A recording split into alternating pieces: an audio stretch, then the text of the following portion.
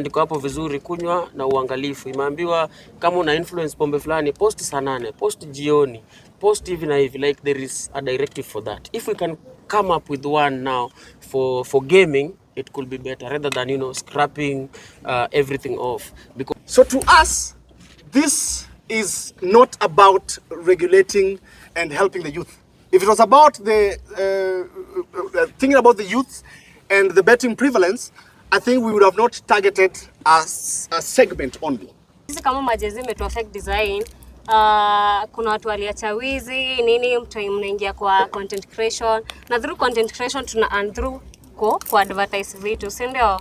Yeah, manze gava mtuite tu mahali to have a meeting, mtuambie where we went wrong ama nini tunafaa kufanya, because bila guidelines hatuwezi jua, si ndio?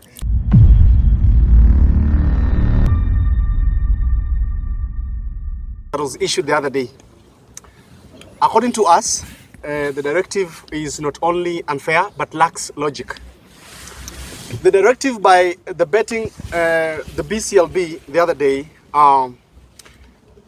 is unfair to us because you are telling us not to influence for betting companies, where else you're still leaving the traditional media, that is TV and radio, right? So, na gazeti and print media. This to me seems like there's fire, a building has caught fire. You're calling in the fire brigade team to come and put out the fire. But part of the team, like a quarter part of the team, are the only ones that have the oxygen cylinders. And then the rest, no, a quarter has CO2 and the rest work on oxygen. I don't think we will put out the fire if we have more people with oxygen trying to put out a fire at a building that just a few work on CO2. So to us, this is not about regulating and helping the youth. If it was about the thinking about the youth and the betting prevalence, I think we would have not targeted as a segment only. So this comes out as hypocrisy rather than regulation. So we are ready for any conversations about regulation, but we will not take hypocrisy. Thank you so much. Thank you very much. ladies and gentlemen, my name is Kendrick Mulamwa. Yeah, popularly known as Mulamwa, comedian and social media person. I don't know if I'm a celebrity. Yeah, that you will tell me. Now, I'm here to stand with my brothers and sisters over a directive that was issued by the BCLB in the past few days about banning, you know, the celebrity advertisement and whatever. First of all, I have to say you cannot, you know, make an egg without, you cannot make an omelette without breaking several eggs. Yes, the betting comes with its own downfalls, but we can be used for the good. As influencers, we can also influence the people outside there, the gamers, on how to do responsible, you know, gaming and responsible placing of whatever they are placing. So we can still be used for good, because when you just ban like that and you leave other media, you know, to do the same, even international companies are still advertising in our Kenyan soil and market, because you can be online and get an advertisement from Uganda, from Tanzania, from wherever, pushing the same thing.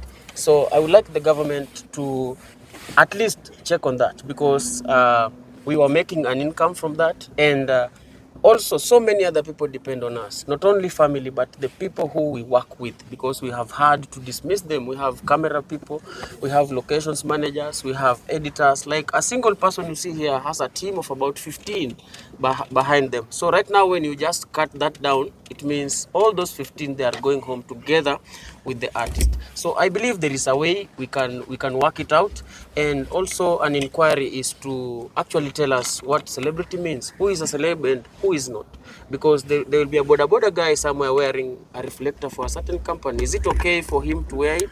What if I do and I ride a boda also?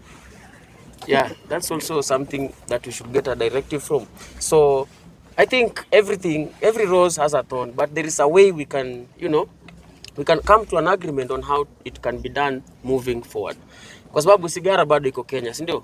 Lakini pale kwa packet imeandikwa nini? Na dhuru afya yako, sio?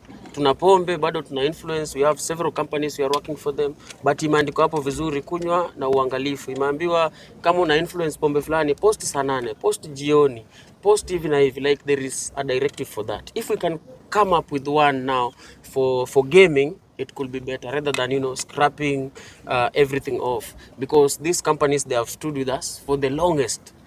They have been there. Some of us here have foundations that these gaming platforms, they give us a lot of support. Kuna watu wamepata uniforms hapa, wamepeleka kwa their villages huko, vijana wanachezea mpira. Kuna watu wamepata mipira hapa. Kuna watu tumechimba visima with some of the companies all over, all around. So there is so many ways that we can still work with those platforms without necessarily, you know, pushing the negativity to the youth and the underage. And also another directive to the government is, you should check out for the illegal sites. Don't just issue licenses, BCLB licenses to everyone out there, because there are some people out here, they just come up with a website, unasikia tu ina run, hata ujika iko registered, umeona? So vitu kama hizo ndo zinapoteza mayouth. Zingine hata mtu ana win hapatiwi. So before you issue a license to anybody, make a thorough scrutiny about who are these people, where are they from, are they legit, are they, you know, promoting responsible gaming? Because in my thought, if a platform can write there on the introductory page that, you know, place your bets responsibly or game responsibly, I think inaweza kuwa ni kitu poa sana kwa kila mtu, and they should come up with a way that, you know, kuna place mtu anaweza funga account yake, let's say for 30 days, 6 months, 1 year, depending on how they are feeling. So inaweza kuwa poa sana, at least if we look it that way. So for me, I would like the matter to be rechecked again, and you know, to pate the correct directive from the BCLB and the government. If it's about taxation, then it's tunakubali. In fact, we have been remitting for all the seasons. So ni hayo tu ya kusema kwa sasa, and thank you to BCLB, thank you to the government. I know you will hear our plea and come up with something tangible. If everybody here posts about responsible, you know, gaming, then I think youth now wataipata vizuri. Tukienda hizo magame, tukienda hizo ma CSR nini, tukiongea na wao, tukicreate forums za kuwaongelesha, because, you know, if the damage has been done, then the only way to do it is to correct it. Unaona? So tukiwaachia hapo tumekata hiyo influencing, haujaambia sasa wale watu walikuwa wameanza ku place bet zao, hujawaambia sasa muendeleaje kutoka hapa, then that is still wrong. And also they are still getting the advert from the radios, from the print media, from whatever sources, except from the so-termed celebrities. Then I think we have not healed the cancer itself. Tumetoa tu several parts. So we can check on that. Thank you so much. All right. Thank you so much, Mulamwa. We have two more speakers. Good evening. My name is Eric Njiro. I'm a sports journalist and influencer and content creator. My message to BCLB is that you cannot cherry pick who is going to advertise. I mean, betting is doing a lot of stuff in this country. 4 of the top teams in this country, that is Gor Mahia, FC, Leopard, Police, and Shabana, are sponsored by betting firms. SportPesa, Betika, and people like BetPower doing stuff with Football Kenya Federation, SportPesa is doing stuff with Kenya Rugby Union. So you cannot just cherry pick who is going to advertise. I mean, we've got all these players, not just us guys, content creators. The players who play for these teams are also celebrities. I don't know how you define that. So we're asking you cannot just cherry pick who is going to advertise. Let us sit down and discuss about this and come up with a way, because we know people who advertise alcohol, cigarettes, like Mulamwa said, but there's a way of doing that. I mean, you can do it in safe hours or in safe ways. So we're asking you, please, let us sit down now. We discuss, we come up with the plans on how to advertise this gambling, because it's practiced across the world. I mean, we've got teams being sponsored by betting firms across the world, in the UEFA region, South American region, in African region, teams who play in the CAF Champions League. We've got AFCON coming up now in a couple of years here. China is coming up here in a couple of months, and we've got betting firms who sponsor athletes, who sponsor other big brands. Why are you not locking us out without even consulting us? So let us now sit down and discuss about this one, and we come up with a way of doing stuff, because we've been paying tax. I mean, for all that time, we've been filing returns with the KRA. So I don't understand why you sat down without consulting us and then coming up with those decisions. So let us sit down now and discuss what you're going to do. But we ask you, please, consider what you did. Let us discuss everything. Thank you. Thank you so much. Majenzi Majenzi So mimi naitwa Kasmall Magi Kasmall kwenye wanijue. Mimi nizomba gava kitu moja. Unajua like waliban tu betting bila kutuambia maybe where we went wrong, like akutuambia vile tunafaa ku advertise. Unajua wangetuambia maybe ma disclaimers, don't do this nini, bet responsibly nini hivyo. Unajua cause mimi kama Gen Z imeni affect design. Unajua siku hizi hakuna kazi, so sisi kama Gen Z imetu affect design. Kuna watu waliacha wizi nini, mnaingia kwa content creation, na through content creation tuna earn through kwa advertise vitu, si ndio? Yeah, manze gava mtuite tu mahali to have a meeting, mtuambie where we went wrong ama nini tunafaa kufanya, because bila guidelines hatuwezi jua, si ndio? Yeah, so Nivo. Thank you. Thank you so much. My name is Joki Janja. Okay. My name is Joki Janja, and yangu ni ya kusema this feels rushed. Ina feel ni kama iko it wasn't well thought out because mlipeana suspension and then amkutupatia directives on how we going to go about it. Where do we go from here? Because me personally, ini kitu niseme nilikuwa nategemea, right, and I have people that wako nyuma yangu pia wananitegemea, so umeni cut off, hujanipatia, yani umeniacha tu nijitegemee tu peke yangu without any directive and anything to help me push through. So I feel like tunafaa tukae chini sisi kama content creators and the government, and we sit down and to figure this thing well through and how it's going to help us, both of us. So ni hao tu. All right, thank you so much. The creative industry, watu ambao wako kwenye creative industry, facts checked, ni watu ambao wamesoma, ni watu ambao wamehitimu, ni watu ambao wako na madegree, ni watu ambao they are very professional. Some of them even they are working, but wali choose to take another path ya content creation so that they can create an opportunity for everyone. I'm a product of a creative economy.